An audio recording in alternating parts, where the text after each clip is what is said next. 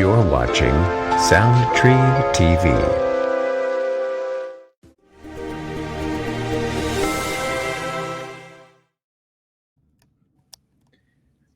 Wow. Good afternoon, everyone. Welcome to version 2 or week 2 of Wednesdays with Wayne. It's a pleasure to welcome you here together today. My name is Walt Straighton. My honor and privilege to serve as Director of Education for KORG USA, joined by my brilliant colleague, Ken Green, part of the KORG leadership team, and also, or the SoundTree leadership team, and then also our featured guest, featured speaker, and our branding guru, Wayne Spletstozer, one of the nation's top music tech. Is there an applause track somewhere, Ken? No, really. There it is. Thank you.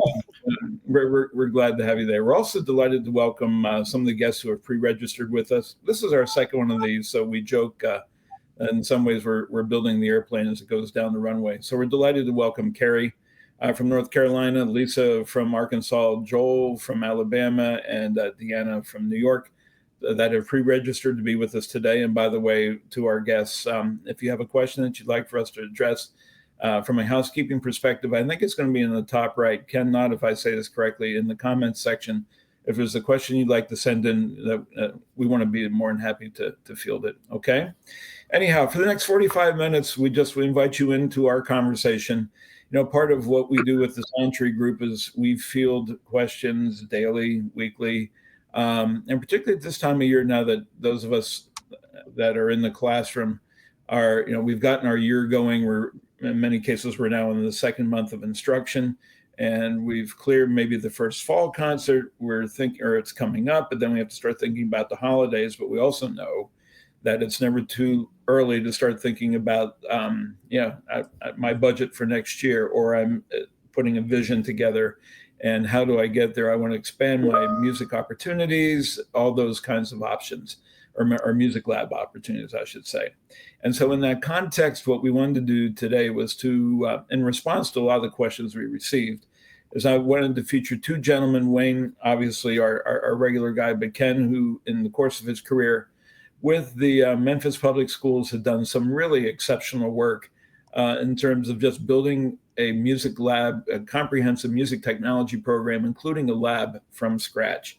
So with that in mind, those are the things we want to kind of take a look at and work together today, and just, if anything, conversationally share our story, and then we'll field anything, questions as they might come in, and go from there. So anyhow, welcome everybody. And again, we're glad to have you. Wayne, from scratch, you built something. Wayne's background, by the way, very quickly, is that, that of a middle school band director, high school band director, who then launched a program that is probably one of the nation's most, I'm going to use the term sophisticated, perhaps, and comprehensive in terms of building something. And part of the wonderful factor of this is, addition to all the great work he's done with band, but that there's been a crossover, and we'll let him speak to this later, from band into music tech, but also music tech into the band, that there's been a linkage.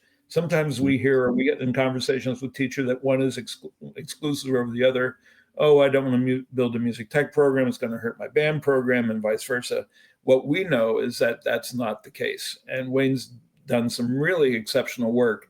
So we wanted to take the moderating responsibility off of him with the second of our Wednesdays with Wayne, and just let him storytell along the way, to hopefully encourage, motivate, eliminate some of the mental barriers that our guests might be encountering, and thinking, man, I want to build a lab, but I don't know what to do.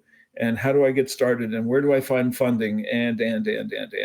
So with that, Wayne, I'm going to kick it to you, and take us on your journey, if you would, please. Okay? Thanks, Walt. Welcome, everyone.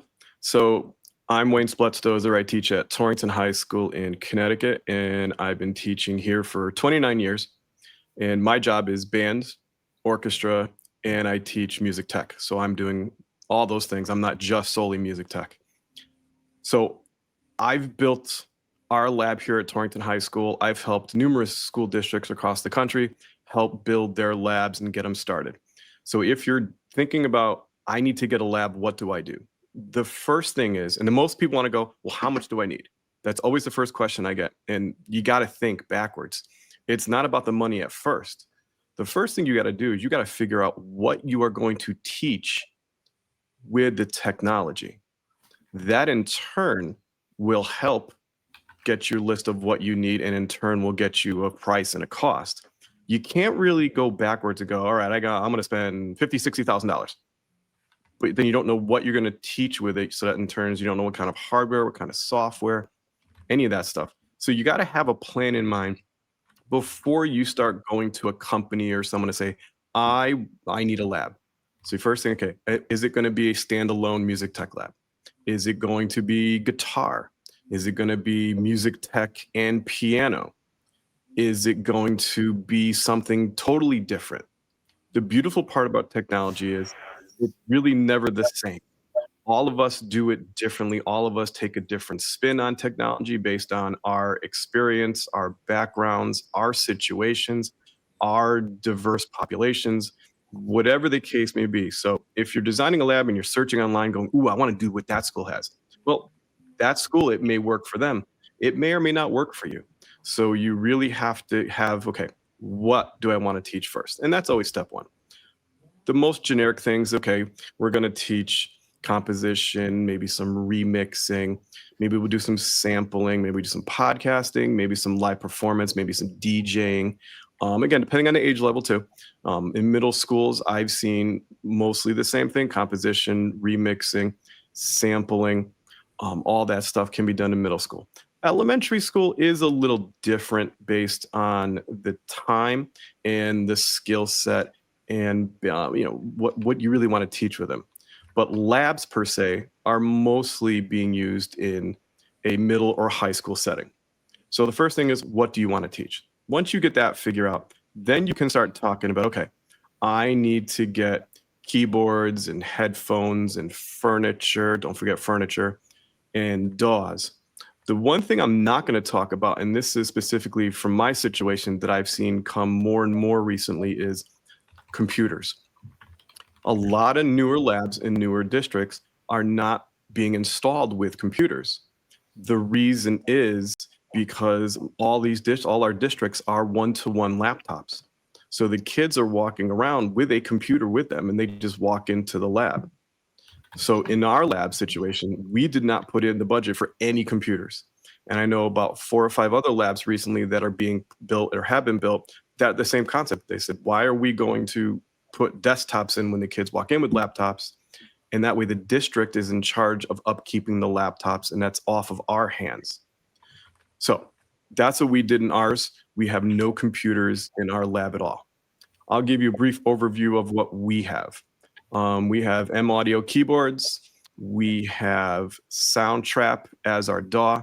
I love Soundtrap. We'll be doing more on Soundtrap in upcoming webinars. We have microphones. We have the Shure MV7s for podcasting and recording.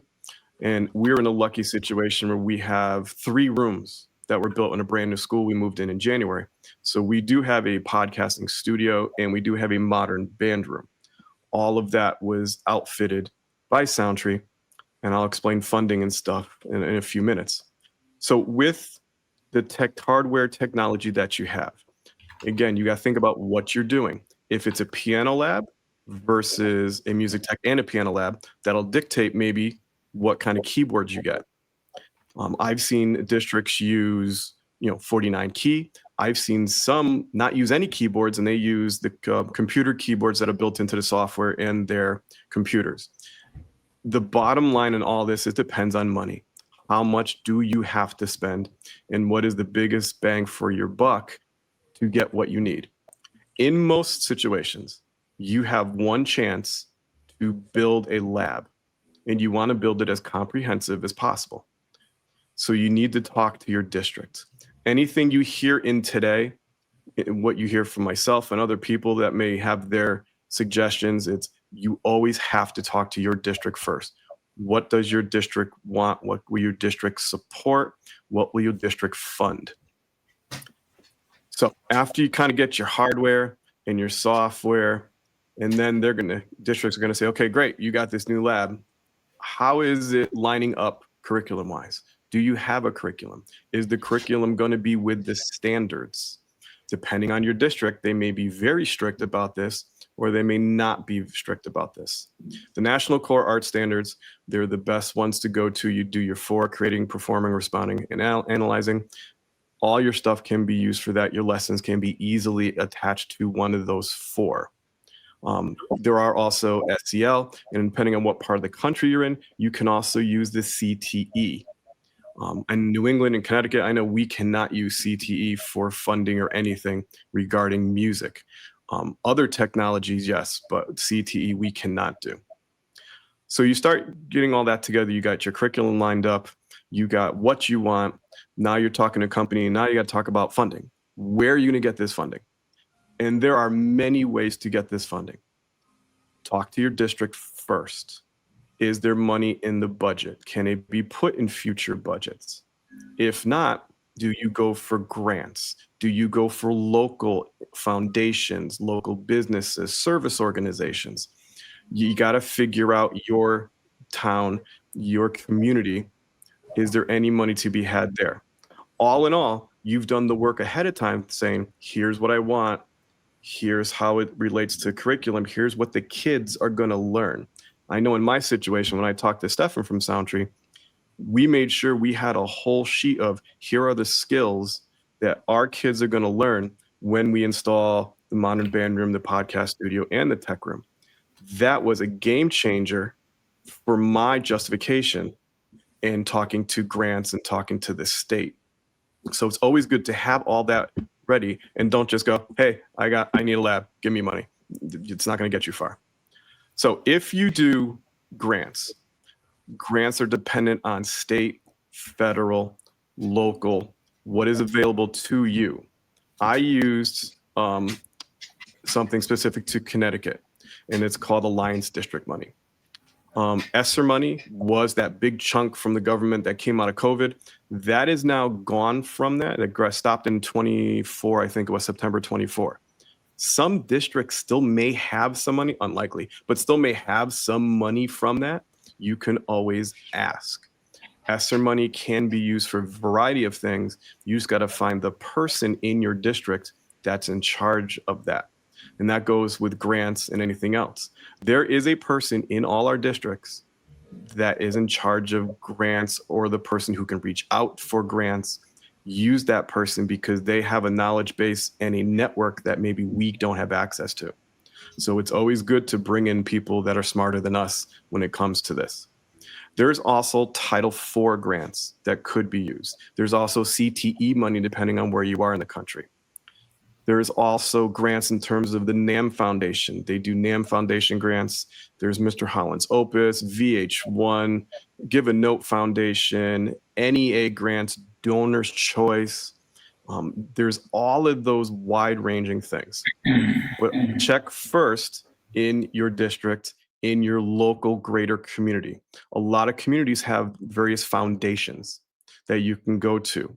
And maybe a local foundation, a regional foundation, or a state foundation, and see what is available. But keep in mind, again, make sure you have, here's what I want, here's what I'm going to teach with it, and here's what the kids are going to learn. Other things that I've seen districts do across the country, they hooked up with radio stations. They've hooked up with local recording studios. And maybe it's either for promotion or kind of a cross-curricular thing. Banks, Rotary clubs. If you have a large tech company in your town, maybe you can ask them for some money to start this. So again, it depends on where you are, what your local community has, or what your state has. And then you can do some creative things. You can always do I'm going to do a bake sale for keyboards. It's going to take you some time, but I have seen districts do the little fundraisers that do add up. There was one school was selling T-shirts for the music tech lab, and they had a cool saying on it.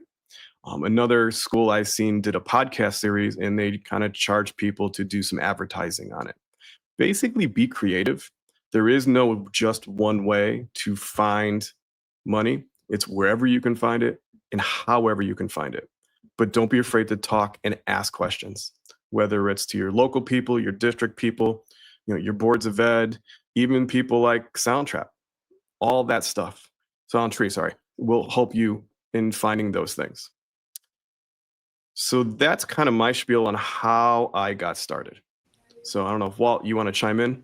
Yeah, would love to, Wayne. Hopefully, Ken can pull us back in as well. Your lab does a variety of things, and you mentioned podcasting. But as I recall, I mean, in the design of your thing, I want to amplify what you had suggested, which was determine what you want to teach ahead of time, and then design backwards. Sometimes we get the call, "Oh, I just got $20,000 and I have to spend it by Friday," kind of thing. Is not necessarily the best approach. That's going to happen on occasion. But correct me if I miss anything. In the design of your lab, the SoundKey lab, you really spent a lot of time through the consultative process and said, "I want to do podcasting." You in your lab, you do piano technique, basic chord piano techniques. You also have a silent/modern band room in there within your facility, and obviously, music production, composition, digital audio workstation. In addition to podcasting. Are we missing any of the elements there? Because I would just want to emphasize, the breadth and depth of what you created at the outset and then designed backwards from the instructional outcomes. Did I miss anything? No, that basically what we did. This all started with us because we moved into a brand new building in January. Before that, in our old building, I mean, we were recording podcasts in the hallway, in an empty office. So we kind of took what we were doing at that point in time, thought about what worked, what didn't work, and what in the future. So I kind of had like a 3-year plan. Okay, what are we going to be doing in 3 years? How can the new equipment, the new lab push us in new directions? That's when the modern band room came into play, because we did want to start that. We just didn't have the facilities in the old school. Podcasting, even though we didn't have any facilities in the old school, it blew up to the point where all these departments, English, science, math, administration, guidance, they're all coming to us going, "Hey, we want to do podcasting." So we made that a focal point in our new design to say, we need podcasting equipment. I didn't know we were getting a room at that time. I really didn't know we were getting a separate podcast room until probably 3 or 4 months before we were moving in. But we wanted to get the equipment and everything in there to do that. So it's really important to have what you want to do, because that is going to drive everything else. But to what you said, there are situations where schools find out, "Hey, we got extra money. Can you spend this by Friday?" We've all had that. The best advice is have a big wish list at your fingertips of whatever you want when it comes to either instruments, music tech, whatever, because those situations come, and the faster you can spend that money, the more likely your district may come back to you in another year or so. Hey, you know what? We got to spend X amount again, and you spent it so fast, because districts got to show zero when it comes to grants and all that.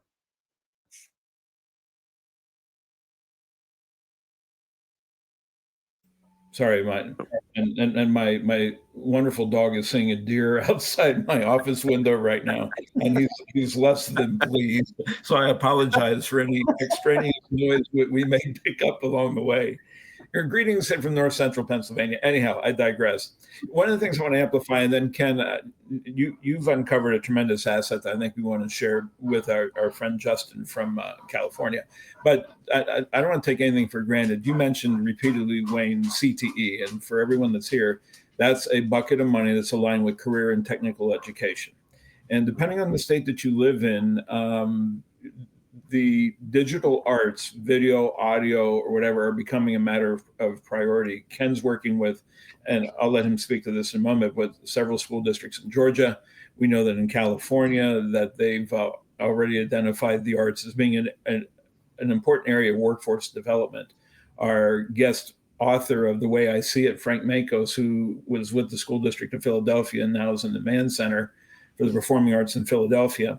It was all about workforce readiness, workforce development. So for anyone who's trying to develop a program or secure funds, if you start using those terms and start articulating that vision, again, that can help unlock doors. But Wayne, more than anything, in summary, you've really talked about the power of communication. And that's, you're talking to central office. You start at the building level, then you try and move your way to the central office level. I think the main thing is articulating a vision for what you want to have. So that's super. Okay, we're going to talk about articulating a vision and building something from the ground up with Ken in a minute. But Ken, would you take? I think we're set. Can I ask you to share the video that your colleague Justin Francis from California sent in for everyone to see? Yeah, I'd be happy to. Yeah. Justin in the Whittier, California area, the Los Angeles area in California, has prepared this video for us.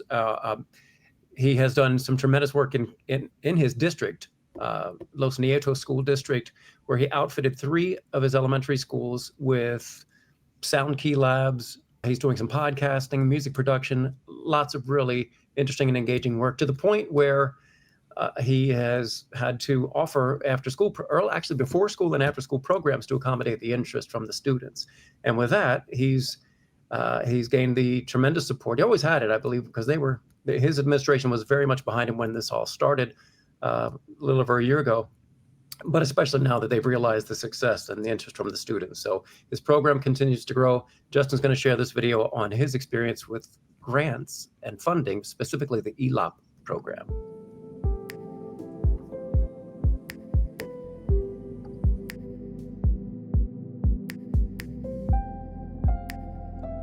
Well, greetings, SoundTree Ken, and everybody here. So glad to be able to join you virtually. My name is Justin Francis. I'm a music teacher in Whittier, California, with the Los Nietos School District. And my experience with ELO-P started when we were asked to build a music program for this district from the ground up. And so we had the opportunity to choose what instruments we would integrate into our program. And 2 of the instruments that we chose were the keyboards, the sound key keyboards, which I love the GEC5 program, as well as Tubano drums that we chose to use. And those also translated to after-school music programs. We have an after-school world drumming program, and we have an after-school music production program, recording, editing, podcasts, the whole 9. And so ELO-P came into play when we were looking at these options, and they offered to say, okay, if you can add after-school enrichment opportunity with these instruments, then we're going to put a certain percentage of the cost of these instruments into the ELO-P budget. So we had to calculate what percentage of time we're teaching during the day with those instruments. So our keyboard labs, I have keyboard classes during the day for our music program, and then I have music production after school for ELO-P. Same thing with the Tubano drums. So we calculated that at about 40%. So ELO-P was able to cover the cost of 40% of those 3 schools' complete packages of keyboards. We have about 20 keyboards at each school, and we have about 20 drums, Tubano drums at each school. So it was a good chunk of change, and ELO-P was able to help pay for 40% of that, which was tremendous. The current policy is that the after-school programs have to apply to be able to be approved, and you go through the principal first to make sure that the principal is on board with that class offering, and then you make a proposal for what equipment you need or what resources you need, and then ELO-P will come in and make that make that decision for a benefit to the community. It's also attendance based. So as you take attendance for these classes, then they see whether or not the classes are attracting students and community. But this has really benefited my students across the board, because we've had a chance to give students who aren't as keen on gaining the skill of keyboard playing or drumming, but are able to apply creativity in a different way in the after-school programs, especially with music production. Students can make music with their computer programs and with MIDI controllers, with a microphone, editing, lots of effects, so they can produce things that they wouldn't be able to otherwise at their age and with their limitation of skill level. So that's been a huge benefit, and we've been able to highlight the students and their music recordings using the podcasts for school announcements across the loudspeakers. They love it, and the schools love it too. It gives more visibility to these students and what they're doing, and it's a creative process that's really good for them. Brings a lot of confidence. So that's what I wanted to share with you. Thanks so much to Ken, to SoundTree, Walt Straighton. Thank you so much for your support and everything you've done to help us, and look forward to another great year. That's fantastic. Yeah, that is. Boy. Ken, before I kick to you, I wanted to amplify something for that he said, and also for Wayne, and then it'll be a perfect segue because I want you to share in depth your story with Memphis, Shelby County. Sure. One of the national imperatives that's coming down, and for any of you, pardon me, who are viewing this, is the 80-20 rule. We're working to get the other 80% of kids. The national average for students in band, orchestra, and chorus is generally 20% of the student population, give her a few percentage points either way. But how do we reach those other kids? And I think Justin did a beautiful job. But Wayne, Ken, I'm going to come to you in a second. But Wayne, let's talk about Torrington, the Torrington community. You have a band, orchestra, and choir. But as I recall correctly, it's heavy Title I. But can you speak quickly to the draw of what we'll call the non-traditional music kid into your program? Yeah, most of my classes are non-band, chorus, and orchestra students. We offer anywhere from 5 to 6, 7 sections a year, 20 kids in each section. And for the most part, they're full. And most of them are non-performance kids. What the non-quote performance kid, non-band, chorus, and orchestra student loves about this type of class, that it's hands-on and they're experimenting all the time. Like this week, my class is working on an assignment where I gave them 3 different samples, and they have to kind of use those samples in the creative process with some other tools inside of Soundtrap. And of course, you get some kids that are kind of like, oh, this is hard. But once they get past that, it's amazing to see what these kids can do. I have a couple of kids who they never were in band, chorus, orchestra. That's nothing. And they go, no, I don't play anything. Nope, nothing. And right now they've been going into the modern band room and kind of plunking some stuff out on the keyboard. One of them's on the electric drum kit, kind of going, hey, this is pretty cool. And it excites them, and now they want to learn more. So the technology, this is just the greatest tool ever. And how you use that tool with the students, that depends on you as a teacher. But any kid can have success with technology, regardless of what it is, regardless of your experience. Thank you, sir. Mm-hmm. All right, we're going to shift to, again, pardon me, my esteemed colleague, Ken Green, who I've known, Ken, for 20 plus years. So for our audience and for everyone who's joining us, this is a very fine bass player, singer, church choir director, producer, has done an awful lot of things over the course of his career. He started as a performer, and then as a young adult kind of transitioned and got his music ed degree. And at the point of matriculation, just built some incredible programs in the Memphis Shelby County School District.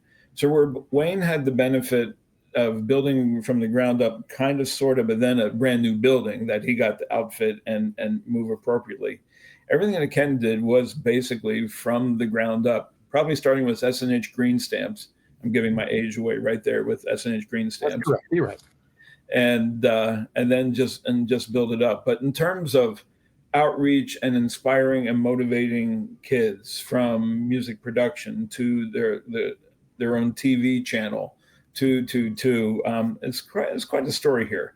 But it was literally from the ground up. So Ken, would you be gracious enough, just please share your story with our folks here today, that that, okay, I'm not sure how to get started. And if you don't mind, just take us on your journey from I got this idea and what it became. I'd be happy to. Thank you very much, Walt. You're too kind. Let me preface by saying that on October 29th, we'll be doing another Wednesdays with Wayne session on engaging lessons for middle school and high school. And well, we're looking forward to all of these sessions because each one has a unique topic with lots of insights to share.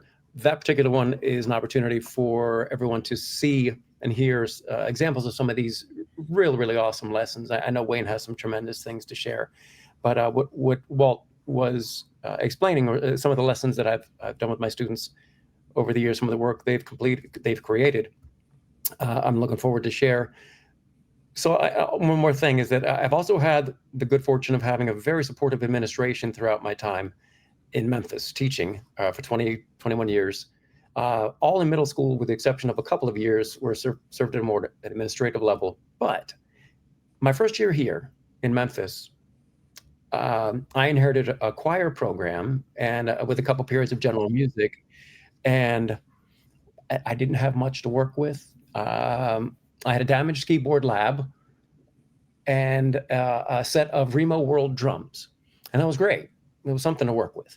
But when there are 35 to 50 students in the room at one time and their interests are very different from the curriculum you have prepared to teach, you have to get creative. It became apparent very quickly that I needed to draw on my own experiences and interests, and the interests I was pretty sure the students had as well. And that was being creative with technology. If that meant filmmaking, if it meant songwriting, I wanted to try it. And so we happened, that first year, it was a struggle with 50 to 60 kids in choir in some instances.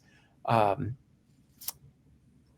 made the decision to make a documentary film with my students because I figured they'd have an opportunity to contribute in different ways, that we'd have some differentiation going on, opportunities to be creative and let those personalities shine behind the camera, in front of the camera. So I had some equipment of my own, and our school was having a diversity fair that year. That was the first time the principal decided I wanted to try something called a diversity fair. And I thought I'd make a documentary film on that theme, focusing on the diversity in Memphis, its music, its culture. So I brought in my camera from home, one of those big video cameras at the time. This is 2005. Whatever DAW I was running, I don't even remember what it was. Could have been something from Sony, could have been GarageBand, could have been Mixcraft. But got the students working on writing scripts, talking about the history of music in Memphis. We planned some field trips and visited some. Now we also happen to have the benefit of having places like Sun Studio and Stax Records. So there's some pretty cool places here to visit. But we ended up creating a documentary film where the students composed the music, the soundtrack. They composed this, really created the segments, scripted it out, did some storyboarding. And on the field trips we took, they would interview these people who worked at some of the businesses, some of the studios, and we put together a pretty cool documentary film, submitted it to the local TV stations, and one of the local ones aired it over the summer in regular rotation.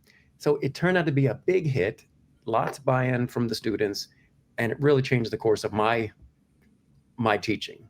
I still spent the next 3 or 4 years teaching choir, but over those few years of transition, in the first year, I submitted for a Best Buy grant. And at the time, they were offering money for innovative technology ideas for schools. And I applied, and I submitted the video and explained the work that we did, and won a $2,500 grant from Best Buy. That changed everything. $2,500. You could do a popcorn fundraiser in 5 days and make that much, if not more. But anyway, $2,500 bought us some new software, maybe a couple of computers, some microphones, just enough to set up some of the practice rooms and turn them into recording studios, production studios. So the administration saw this, and over the course of the following year, decided that this is working, and there's an opportunity here to get more students involved in the arts, transform this choir, sort of lackluster choir, general music program into something really special. And so they worked on a larger grant. There was another level grant from Best Buy for $15,000. So they can taking the work that had already been accomplished, the documentary film, and other works in my classroom where students were now songwriting. They were doing other work with the new equipment that they had. They helped write and submit the grant for $15,000, and we won. Oh my God, we won! And it came with a giant, one of the big fake giant checks and everything. $15,000 goes a long way. At least in 2006 or 7, it did. And we outfitted the entire classroom with new equipment, top to bottom, computers, keyboards, microphones, cameras. We started doing things full time in a class I called Music and Media, and wrote a lot of lessons for it. Eventually had a curriculum. We really followed the general music curriculum and those standards. Not the curriculum, I'm sorry, the standards. And really, there was no looking back. I mean, it became apparent very quickly that there was interest from the students. More students were getting involved in the arts, loved this classroom because it allowed them to be creative. I mentioned their personalities. Wayne mentioned some things last week. If you didn't see the Podcasting in the Classroom webinar, please take a look at that, because there's some just wonderful stories in there about students given the opportunity to tell their stories, the comfort and security that comes with those moments and those opportunities. And I had some similar experience with this work. So, it started out at a need and became something that, with whether it was donors choose, small grants like that, whatever funding that my school was willing to provide, and they were willing because they saw the success of the program, the interest and success from the students. So they'd invest in new computers every couple of years or provide some extra funding for whatever equipment was needed to continue to grow the program. And at the district level, same thing. There was some money in the budget allocated that I was able to get and just continue to grow. And that allowed us to do more field trips. And eventually, again, full-time curriculum, full-time class, music and media. We expanded into podcasting, more storytelling and filmmaking, spoken word, and it's just been marvelous. The bottom line is that the possibilities are, I think it's fair to say, are somewhat endless in that regard. I'm struck by the commonality of both your gentlemen's story, which is number one, vision, an idea of what you wanted to accomplish, communication, again, within your building with central office, and extending into the community, and a ecumenical outreach to really reach what we'll call the non-traditional performing music student. And in many ways, it's kind of like the tie that binds. Both of you articulated that it's aligned with the national standards. And if we think of the other areas we talked about, career technical education, ready to work, workforce development, there are all these strands, for lack of a better metaphor, all these lumps in a lava lamp, a curricular lava lamp, that you can find a way to sew them together. You can really, really accomplish great things in that regard. And I would suggest to our audience that, that's part of the special DNA of SoundTree, and to have a Wayne, a Ken, our colleague, Stefan DeSalvo, myself coming from a classroom background. What we love to do is to help bring those dreams to life through comprehensive consulting and solutions. There's any number of places where you can call and get a transaction, get a price, but we know the best practices within our profession, and frankly, the DNA of SoundTree from its conceptualization with the founding president Mike Covens, with Joe Castronova as our current president, and the entire KORG SoundTree family, is that it's about relationship and how can we get you from point A to point B to enhance student success.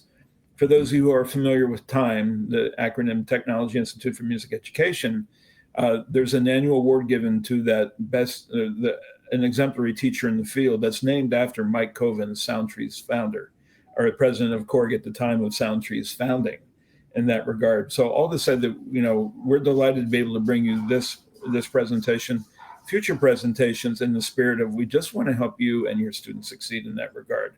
If any of this resonates with you and you want to try and get back in touch, if today's conversation unlocks any thoughts or dreams in that regard, please, please, please go to soundtree.com, fill out, let's get started form. All of us would be delighted. All of us and any of us would be delighted just to help you on your journey in that regard. Thanks, Ken, for throwing that in underneath.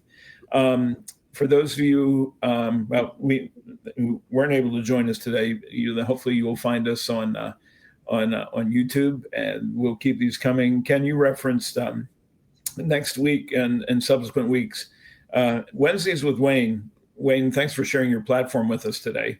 But Wednesdays with Wayne is just a theme that we have. You're a most engaging host, and we want to continue the conversation.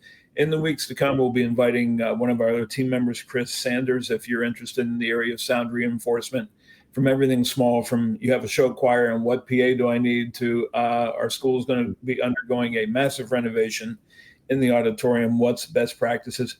I would just want to stress that we take pride in being a comprehensive solutions provider. We have all walked in your shoes, and we're honored to keep it going. To my friends, Ken, Wayne, any other color commentary other than we want to thank everyone for being here? Ken, any thoughts? Wayne? Start small, get what you can afford, introduce a few pieces of hardware, but I think what Wayne said is probably the most important. What is it you're going to teach? What do you want your students to learn? And introduce the technology or the hardware as you can come by it, as you can get it. Look for those those fundraising opportunities that are going to be easy to acquire, and just build your program out from there. Wayne? Yeah, and I like to say it's like the old lotto. You can't win if you don't play. Start asking the questions in your district. You never know. It might not get you anything today, tomorrow, but 6 months, a year from now, long as you have the vision and you have what you want to do, this will pay off. And when you see kids start just exploring with all this, that's the moment when you sit back and go, it was all worth it. Yep, 100%. Gentlemen, thank you. And thanks to everyone who joined us today. Boy, we're excited to help, just help you achieve your dreams and visions. And I think that's the main thing. All of us enter this profession with dreams and visions. And, it's a journey, and it's one that we look forward to sharing with you. Gentlemen, thank you today for joining us today. And for everyone here, we'll look forward to seeing you next week. Next week is best lesson plans, right, Ken? Week is, hey, let's take a look. Next week we have help. I have to teach music tech and don't know what to do. October 22nd.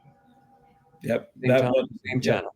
That one's going to be going for those of you who may be facing that challenge, we'll be back. What was the old Batman thing? Same bat time, same bat channel. We'll look forward to seeing you Wednesday the 22nd at 4:00 and or YouTube afterwards. And thanks for joining us today, Ken. We're so proud of Ken's creative work with the Go Off at Midnight channel, and everybody note the SoundTree logo that's put in the middle of the Indian head, and I'll leave it there. And enjoy. There it is. All right, everybody. All right, thanks everybody. Thank you so much. Soon. Have a great week. Bye now.